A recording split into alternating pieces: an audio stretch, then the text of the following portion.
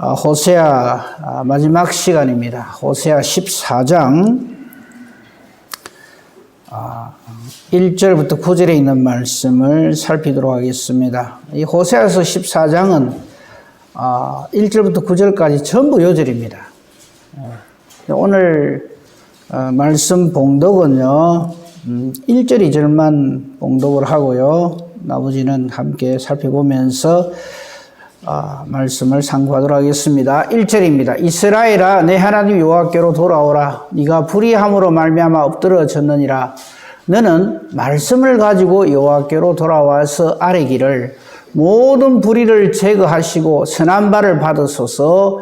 우리가 수송아지를 대신하여 입술의 열매를 주께 드리리이다.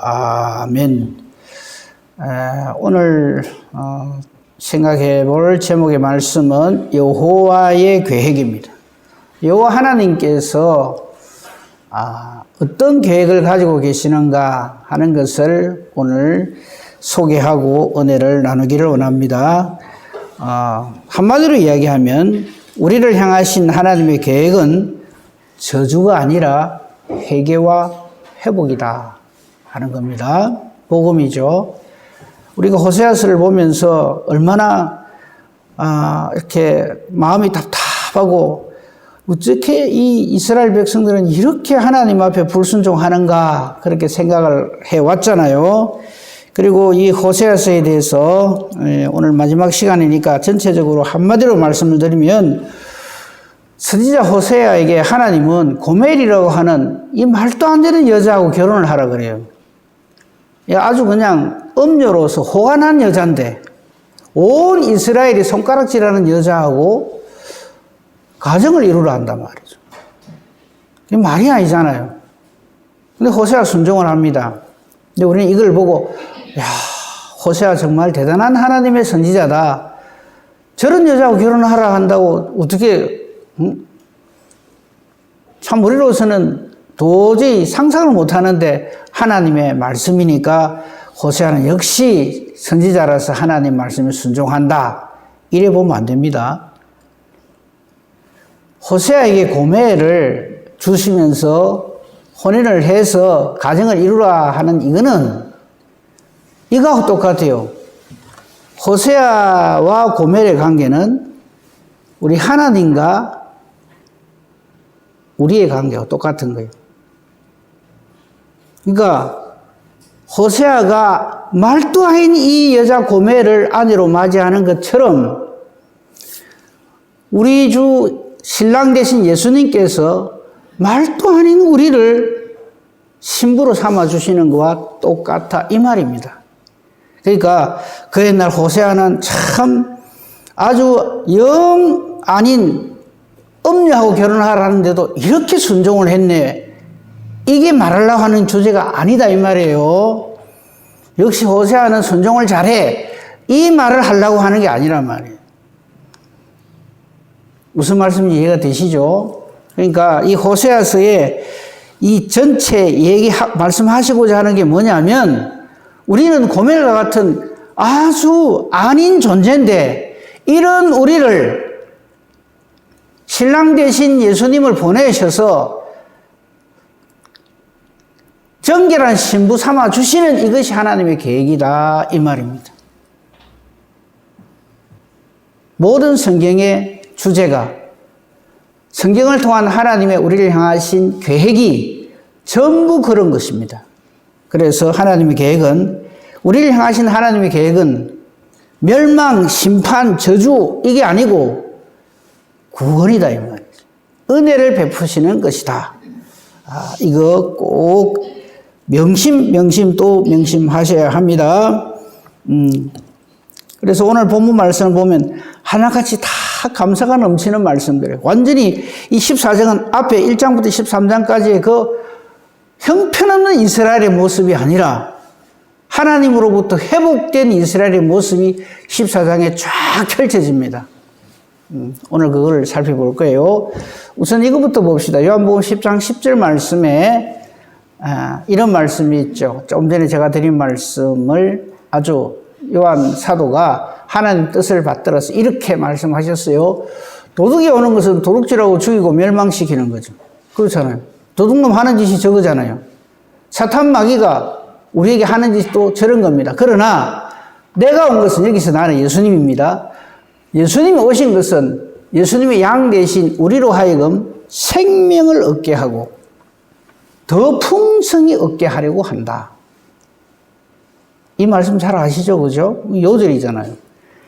그러니까 우리 예수님 오시면 아이고 예수님이 심판장으로 오시는데 막 우리를 심판하시고 지옥에 보내시고 이런 예수님이잖아. 그거는 멸망당할 사람들이 하는 생각이고요. 구원 얻기로 작정이 되어 있는 저와 여러분은 저 말씀에 대해서 아멘 감사합니다 이렇게 해야 되는 거죠. 11절 비춰진 김에 잠깐 볼까요? 나는 선한 목자라. 선한 목자는 양 구하기 위해서 자신을 버린다. 그래서 예수님이 자신을 버려주셨기 때문에 우리는 생명을 얻게 된 거죠. 온 성경의 주제가 바로 이겁니다. 구약 성경도 그걸 얘기하는 거예요. 그거를 저와 함께 하나하나 살펴보도록 하겠습니다. 1절 보십시오. 하나님께서 이렇게 말씀하십니다. 이스라엘아 네 하나님 여호와께로 돌아오라. 하나님은 지금도 우리를 돌아오기를 원하세요. 지금도 단 한 사람도 멸망받는 것을 원하지 않으십니다. 모든 사람이 구원에 이기를 원하십니다. 이게 하나님의 신실하심이고 이것이 하나님의 사랑입니다. 이 하나님의 사랑은요, 우리가 무슨 짓을 해도 하나님은 다 용서해 주신다가 아닙니다. 옳지 못한 것에 대해서는 하나님의 추상 같은 심판이 임합니다.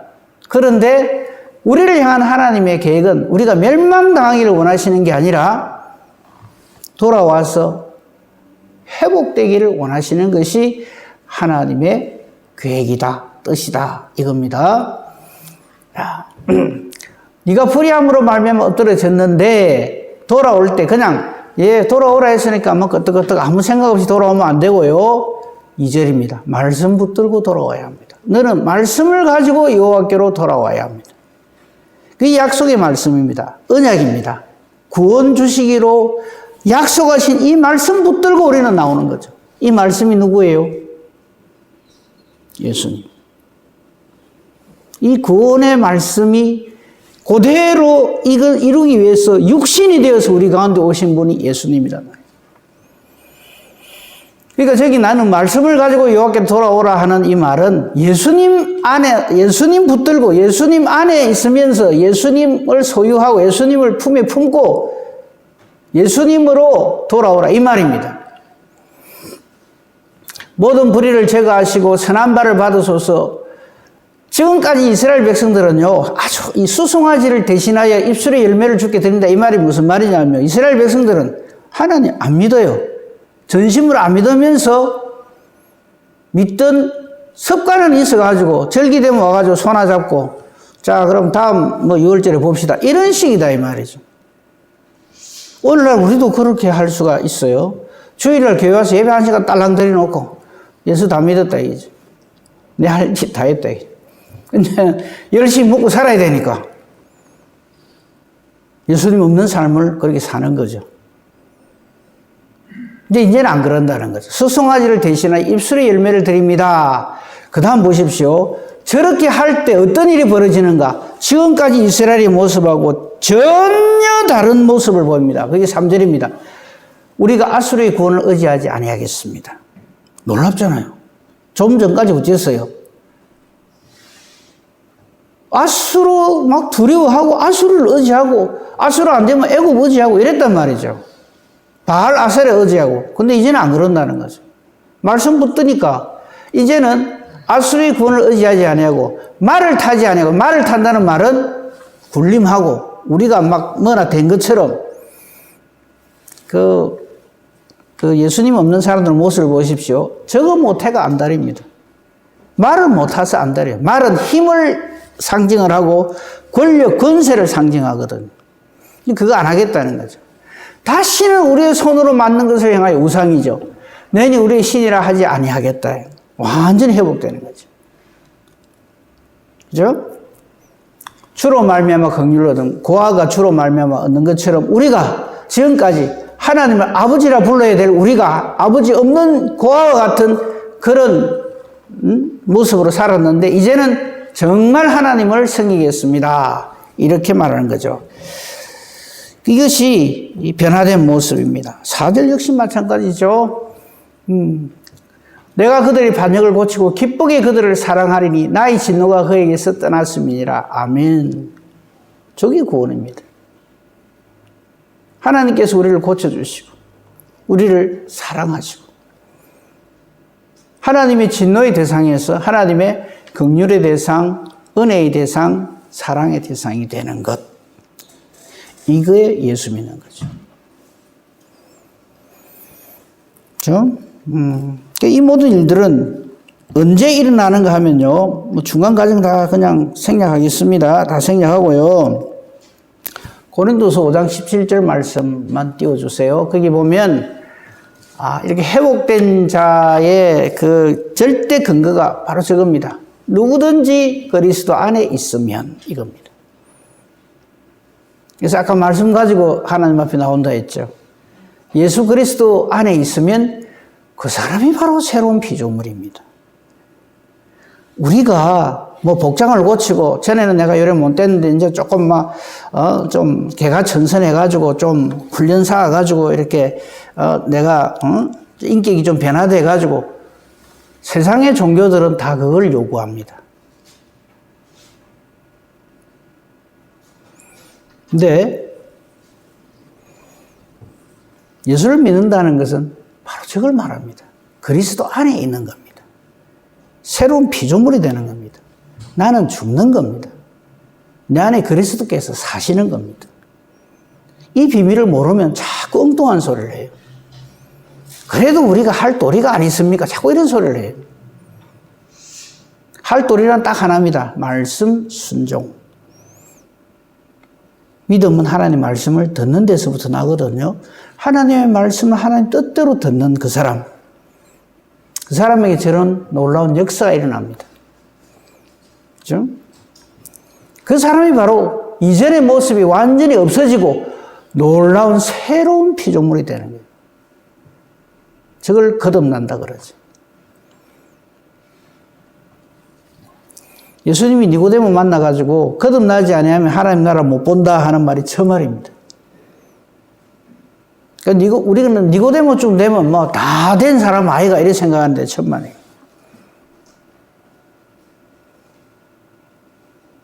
우리가 어떤 스스로의 어떤 자구적인 노력을 통해서 내가 좀 더 사람이 괜찮은 사람이 되고 그건 세상 종교가 그렇게 합니다. 그러나 성경에서 말하는 예수를 믿는다는 것은 완전히 그거하고는 전혀 다른 겁니다. 예수 그리스도 안에 있는다는 거예요. 그동안 쭉 말씀드렸으니까 뭐 더 이상 말씀을 안 드리겠습니다. 그 다음에 제가요, 참 이 마지막에 호세아서를 읽으면서 참 감사한 것이 5절부터 8절에 있는 말씀입니다. 하나하나 한번 봅시다. 이 5장에서 8절까지 뭐냐면요. 이렇게 하나님께로 4절의 은혜를 누린 사람, 내가 그들의 반역을 고치고 기쁘게 그들을 사랑하고 하나님의 진노가 떠난 사람이 누리는 하나님이 주시는 복을 소개하고 있어요. 5절 보십시다. 5절에 보면 이슬과 같은 하나님의 은혜를 하나님께서 주십니다. 내가 이스라엘에게 이슬과 같아.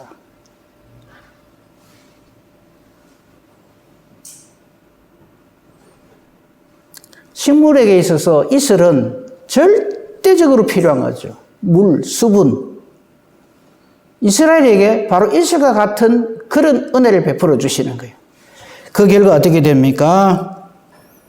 피어난 백합화와 같을 것이다. 레바논 백합목같이 뿌리가 박힐 것이다. 가지는 쭉쭉 뻗을 것이다. 그의 가지는 펼쳐진다 이 말이죠. 지금 이 하나님에 의해서 회복된 모습을 이렇게 비유적으로 저렇게 표현을 합니다. 이 식물에다 비유를 하는 거죠. 이슬과 같이.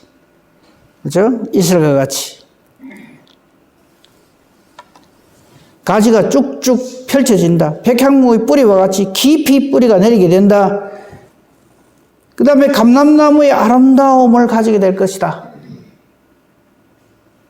향기는 레바논 백향목과 같을 것이다. 그 그늘 아래 거주하는 자가 돌아올 것이고 곡식같이 풍성할 것이고 풍성한 곡식을 주시고 포도나무같이 꽃이 필 것이고 그 향기는 레바논의 포도주같이 될 것이다. 보십시오. 회복된 모습입니다. 모든 것이 맨 처음 하나님께서 천지 만물 창조하실 때 그 하나님의 복으로 인하여서 생육하고 번성하고 땅에 충만한 그 모습을 회복하게 된다 이 말이죠. 8절 우리 같이 한번 읽어봅시다. 이 말씀 읽으면서 얼마나 감사하든지 8절 같이 읽어봅시다. 시작. 에브라임의 말이 내가 다시 우상과 무슨 상관이 있으리요 할지라 내가 그를 돌아보아 대답하기를 나는 푸른 잣나무 같으니 네가 나로 말미암아 열매를 얻으리라 하리라. 아멘. 에브라임이요. 북왕국 이스라엘이잖아요. 대표 지파잖아요. 하나님을 배반하고 못된 짓이란 골라 하던 이 에브라임 지파 사람들이 내가 다시 우상과 무슨 상관이 있느냐 이래 된다 이 말이에요. 저거 우리 상상이나 했습니까? 우리가 예수 안에 있으면 저래 됩니다. 내가 이 세상하고 무슨 상관이 있어? 내가 사탄하고 무슨 상관이 있어? 내가 이 세상 사람들이 추구하는 거하고 내하고 무슨 상관이 있어? 이래 된단 말이죠. 그래서 이런 오해를 하시면 안 됩니다. 하나님은 우리가 굉장한 풍성한 하늘의 풍성을 누리면서 제가 그 헌금기도 때마다 그 기도하잖아요. 쌓을 곳이 없도록 하나님 풍성히 베푸십니다. 하나님 그렇게 하세요. 하고도 남음이 있으세요. 근데 그것이 목적이 되어서 하나님을 섬기는 사람이 되면 하나님 안 속는단 말이에요. 예수를 믿는 목적이 뭐냐? 이 세상 사람들이 추구하는 그것을 나는 좀 더 많이 좀 더 쉽게 얻기 위해서 예수를 믿는다? 큰일 날 사람입니다. 그게 목적이 돼서 예수를 믿는 사람이 되면 안 돼요. 내가 부자가 돼서 살건 엄청나게 높은 지위에 오르든 큰 권세를 가지든 왕이 되든 그건 하나님 소관이고요. 하나님이 주시면 기쁘게 받습니다. 그리고 그걸 가지고 더 주님의 일에 열심을 내면 돼요. 근데 때로 그 반대의 경우가 있어요. 가난하기도 하시거든요. 병들기도 하시거든요. 힘들게도 하십니다. 그러니까 예수님 족보에도 보면요.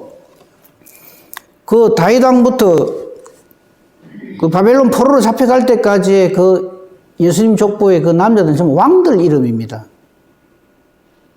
그전에는 430년간 애굽에서 종살이 했고요. 그 뒤에는 70년간 바벨론 포로 생활하고 돌아와서도 굉장히 힘들게 살아요. 그 예수님 족보 안에도요. 왕이 있는 반면에 노예도 있고요. 아주 평범하게 산 사람들도 있습니다. 족장도 있고 다양하단 말이죠. 근데 이걸 우리가 모르면 예수 믿으면 무조건 만사 형통 이런 식으로 그것이 목적이 되어서 예수를 믿으면 그건 좀 아니죠. 우리에게 있어서 이구동성으로 터져나와야 할 신앙 고백은 바로 저겁니다. 내가 다시 우상과 무슨 상관이 있으리요 할 거다. 우리는 하나님의 자녀가 되었다. 하나님 자녀의 권세를 선포하는 자가 되었다. 이 말이죠. 그러니 얼마나 감사한 말씀입니까? 한번 아주 극단적으로 한번 봅시다. 지금 14장 8절 요거 다시 한번 봐놓으세요. 내가 다시 우상과 무슨 상관이 있으리요? 이렇게 된다는 말이죠. 누가? 에브라임. 저렇게 회복되단 말이죠. 근데 그 이전에 목사님 좀 띄워주세요. 호세아 2장 5절인가 한번 봅시다. 거기 보면 그 이전에 이 이스라엘의 모습이 어땠는가 한번 봅시다. 5절에 그들의 어머니는 음행하였고 그들의 임신했던 자는 부끄러운 일을 행하였나니 이는 그가 이르기를 나는 나를 사랑하는 자들을 따르리니 그들이 내 떡과 내 물과 내 양털과 내 삶과 내 기름과 내 술들을 내게 준다. 세상에서 막 이렇게 세상과 짝하여서 살적에 이 이스라엘을 흔들고 마음껏 하던 사람들이 이렇게 끌면 요렇게 끌려가고 저렇게 끌면 저리 끌려가고 바알 섬기고 아세라 섬기고 아수르 의지하고 애국 의지하고 했던 저 모습이란 말이죠. 저걸 저렇게 표현했단 말이에요. 부끄러운 일을 하고 음행을 하고 나를 갖다가 이뻐하는 사람 따라가고 말이죠. 떡, 물, 양털, 삶, 기름, 술 주는 사람한테 그냥 자기 영혼을 다 팔았단 말이죠. 그랬던 자들이 이 하나님의 이 은혜에 의해서 완전히 회복되어지니까 뭐라 그럽니까? 내가 다시는 우상과 무슨 상관이 있느냐? 이렇게 변화가 된다 이 말이죠. 8절 목사님. 네, 8절. 내가 다시 우상과 무슨 상관이 있어?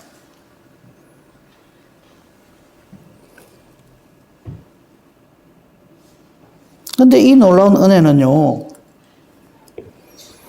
9절 때문에 생겨납니다. 9절 보세요. 누가 지혜가 있어 이런 일을 깨달으며 누가 총명이 있어 이런 일을 알겠느냐. 무엇을요? 여호와의 도, 의인의 길, 이걸 누가 알겠느냐.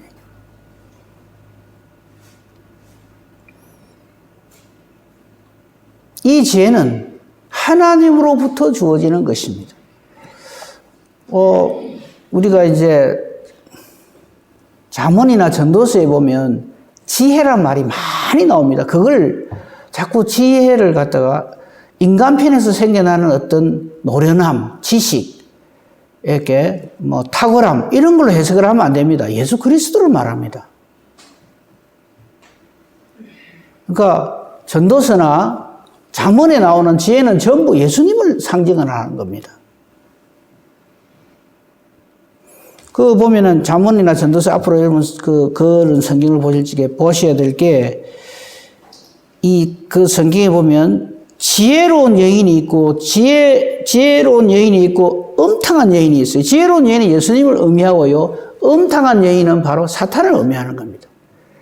그래서 아들로 표현되어 있는 이 땅에 모든 사람들을 유혹을 하는 거예요.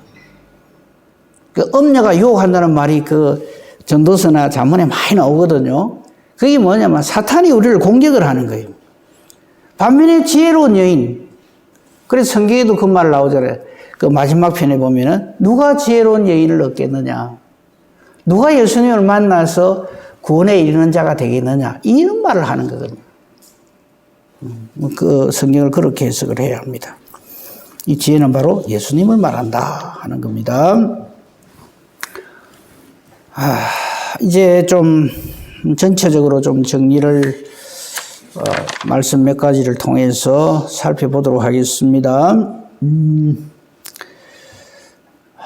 시편 51편 15절에서 17절에 보면요, 하나님께서 하나님의 계획에 의해서 구원 얻기로 작정된 사람의 회개하는 모습이 저게 나와 있습니다. 우리 회개할 때요, 눈물 쏟고 오랫동안 금식 기도하고 우리 쪽에서 어떤 놀라운 뭐를 해가지고 그걸 하나님 기뻐하시는 회개요 이렇게 생각을 하기 쉽잖아요. 근데 이 시편 51편은 여러분 잘 아시다시피 다윗의 회개의 시입니다. 거기에서 우리가 좀 눈여겨봐야 될 게요, 15절을 보시면요, 주여 내 입술을 열어주소서 내 입이 주를 찬송하며 전파하리이다 이랍니다. 저 말 잘 한번 보세요. 여러분, 내 입술을 여는 거 누구한테 달리 있습니까?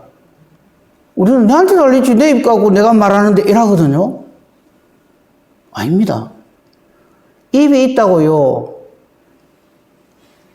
아무나 하나님 이름을 찬송하고 하나님 받으시는 기도를 올릴 수 있고, 말 잘한다고 기도 잘하고 아닙니다.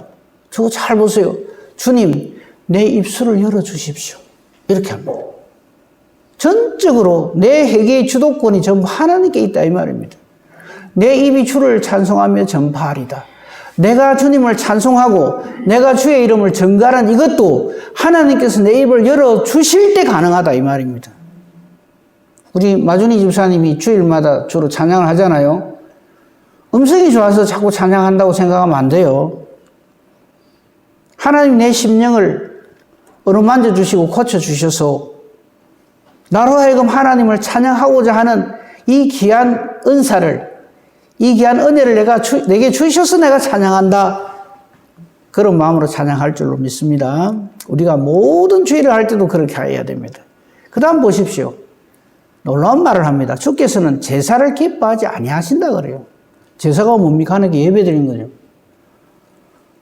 우리는 내가 하나님께 예배드리면 하나님 기뻐 안 하시겠나? 예, 기뻐하시죠. 그런데 형식적인 이 은혜를 알지 못하고 그냥 나와서 몸만 앉아있는 것, 하나님의 중심을 꿰뚫어 보시기 때문에 그게 속지 않습니다. 만약에 제사를 기뻐하실 것 같으면 다윗이 들었을 거다 이 말이죠. 하나님 잘못했습니다. 내가 바세바를 범하고 이리 했는데 죄악을 지적하시니 잘못했습니다. 제가 회개 제사 드릴게요. 이래서 회개가 이루어지는 게 아니라는 것을 다윗은 깨달아 알고 있습니다. 주께서는 제사를 기뻐하지 아니하십니다. 만약에 제사 그것만 기뻐하실 것 같으면 벌써 들었을 거라는 거죠.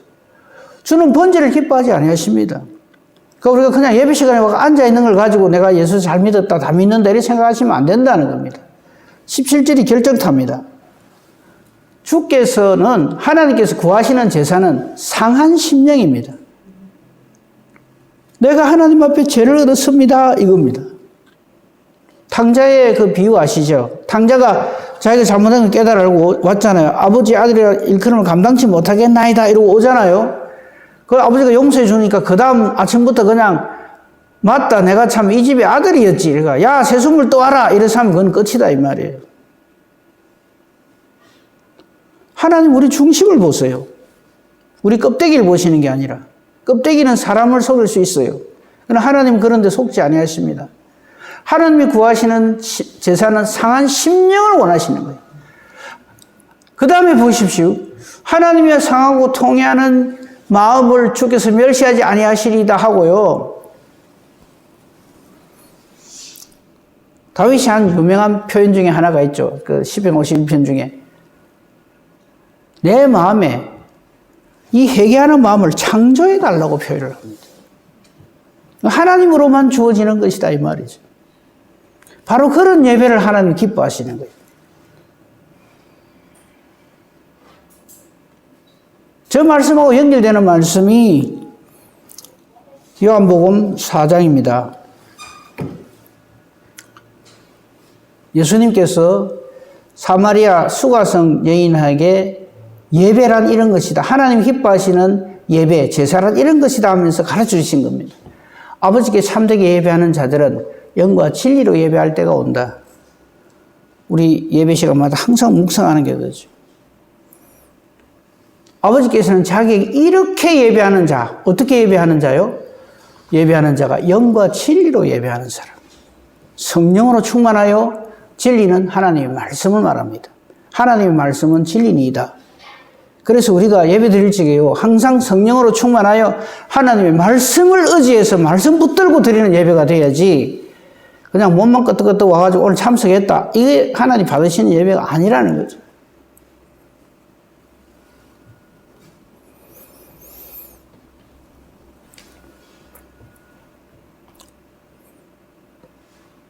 예수님의 예배의 주관자, 주체자가 되시는 것을 저렇게 선포하시는 거죠. 여자가 말합니다. 메시아 예수 그리스도가 오면 이거 다 우리에게 알려주신다 합시다. 그럴 적에 예수님 내가 바로 그다. 선포를 하시는 거죠. 그래서 우리는 예배 드릴 때요. 내가 와서 내가 이렇게 찬송을 열심히 하고 내가 이렇게 묵상 기도를 잘하고 내가 이렇게 하나님 앞에 기도 열심히 하고 그러니 하나님 받으실 것이다. 그렇게 생각하시면 안 됩니다. 하나님 받으시는 예배는 오직 하나 예수 그리스도의 이름으로 성령으로 충만하여 드리는 그 예배를 하나님이 받으십니다. 오늘 호세아서에서 말하는 이 회복이라는 말은 바로 그런 것을 의미하는 겁니다. 그래서 온 모세의 글과 온 그 성경에 예수님께 대해서 기록한 것을 예수님이 쫙 일러주시잖아요. 엠마오로 가는 두 제자에게도 알려주시고, 그게 전부 이런 내용들이라는 거예요.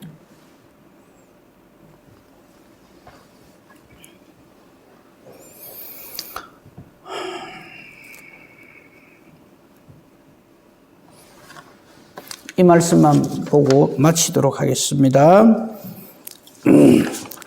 고린도전서 1장 18절입니다.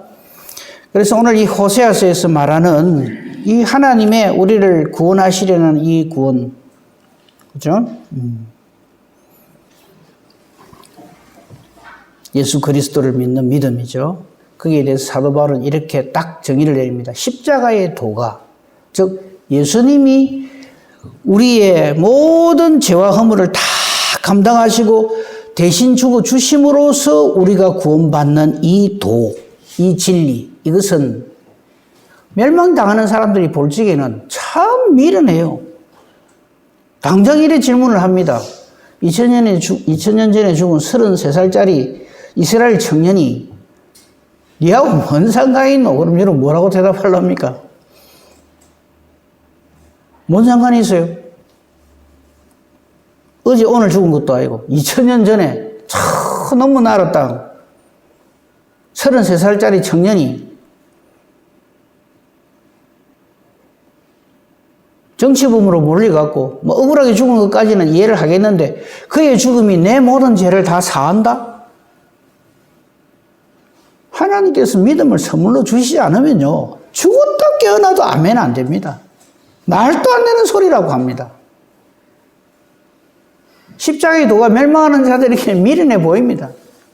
하지만 이 말씀을 깨달아 아는 하나님 주시는 믿음을 가진 우리에게는, 구원을 받는 우리에게는 이게 하나님의 능력이다 이 말이죠. 저게 무슨 더 할 말이 있냐 이 말이죠. 우리는 저 하나님의 능력을 확신하기 때문에 구원의 확신을 가지는 겁니다. 저와 여러분의 어떤 열심이나 이런 거는 저 확신을 가지고 있을 때 하나님께서 성령의 은사를 주셔서 열심을 내는 그 열심이고 그 열심은 사람이 못 막습니다.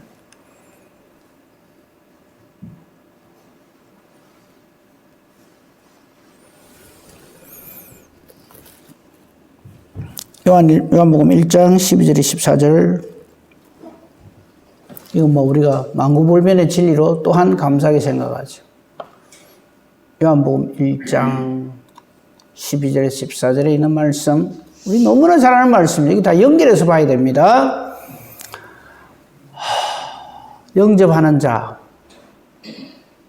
그 이름을 믿는 자, 예수 믿는 사람이죠. 하나님 자녀가 되는 권세를 줬습니다. 이거는요, 혈통이 좋아서 사람의 어떤 열심으로, 의지로 내가 그래 하겠습니다. 사람의 뜻으로 나는 것이 아닙니다. 하나님께로부터 난 사람들입니다. 그래서 우리는 하나님을 뭐라 불러요? 아빠라 불러요. 하나님께로부터는 하나님이 우리를 낳아주신 거예요. 이 일을 14절을 통해서 이루신다. 말씀이 육신이 되어 우리 가운데 거하심으로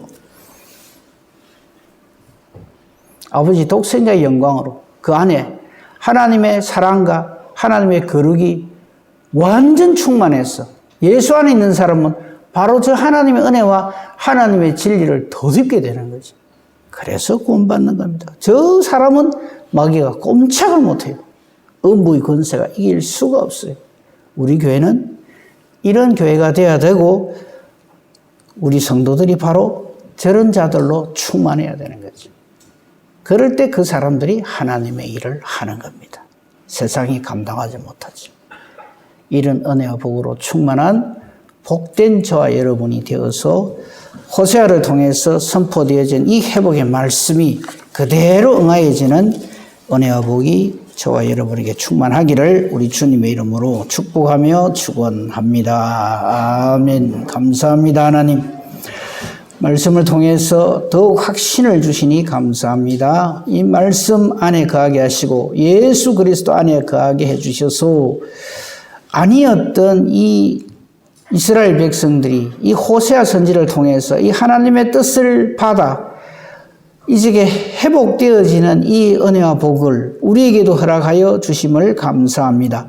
우리 교회에 속한 모든 성도님들이 바로 이렇게 완전히 한 사람도 예외 없이 100% 이 거듭난 믿음을 선물로 받아서 하나님의 백성이 되고 하나님 나라에 넉넉히 들어가게 해 주시옵소서. 돌아가는 발걸음 지키시며 다시 만날 때까지 성령이여 함께 해 주시옵소서. 감사하오며 우리 주 예수 그리스도 이름으로 기도합니다. 아멘.